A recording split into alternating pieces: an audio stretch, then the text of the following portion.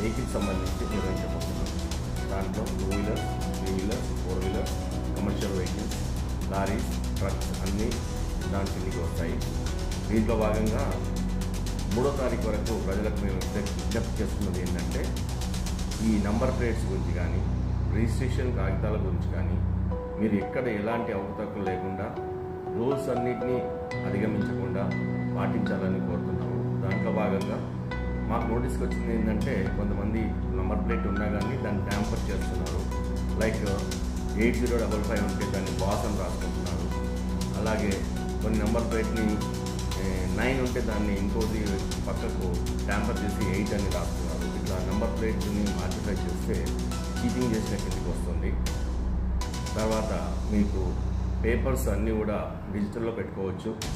ఫిజికల్గా కాపీ పెట్టుకోకుండా కానీ యాప్లో పెట్టుకోవచ్చు. బట్ మీ వెహికల్ మీ పేరు మీద రిజిస్టర్ అయి ఉండాలి. ఎట్టి పరిస్థితుల్లో కూడా మైనర్స్కి వెహికల్స్ యజమానులు ఇవ్వకూడదు. ఇలాంటివన్నిటికి సంబంధించి కూడా స్పెషల్ డ్రైవ్ నిర్వహించబోతున్నాము.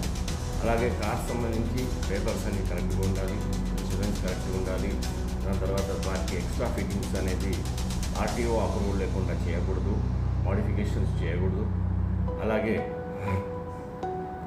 వీటికి సంబంధించి ఫిల్మ్ పెట్టుకోవడం అనేది 70% ఫిల్మ్ ట్రాన్స్పరెంట్గా ఉండాలి, మొత్తం డార్క్గా చేయకూడదు. ఇలాంటివన్నీ కమిషనరేట్లో మేము ఎన్ఫోర్స్ చేయబోతున్నాము. అందులో భాగంగా ఈ 3rd వరకు ప్రజలందరికీ విజ్ఞప్తి చేస్తుంది ఏంటంటే, మీరేమైనా సైలెన్సర్లు మాడిఫై చేయడము ఫర్ ఎగ్జాంపుల్, తర్వాత కంప్లీట్గా వేరే వేరే డెకరేషన్స్ చేసుకోవడము, తర్వాత పోలీస్ కాకుండా పోలీస్ అని రాసుకోవడము, ప్రెస్ కాకుండా ప్రెస్ అని రాసుకోవడము, ప్రెస్ అయినా పోలీస్, ప్రెస్ అని రాసుకోకూడదు.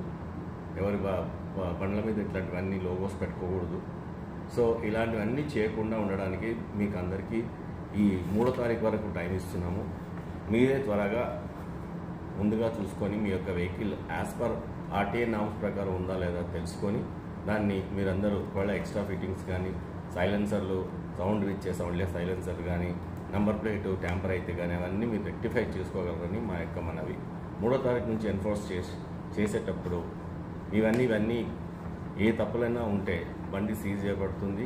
బండి లైసెన్స్ని ఎవరైతే నడుపుతున్నారో ఎవరైతే బండి లైసెన్స్ తన పేరు మీద ఉందో వాళ్ళ యొక్క లైసెన్స్ క్యాన్సిల్ చేయబడుతుంది. అలాగే ట్రంక్ అండ్ డ్రైవ్ కూడా మేము కంటిన్యూస్గా చేస్తున్నాము.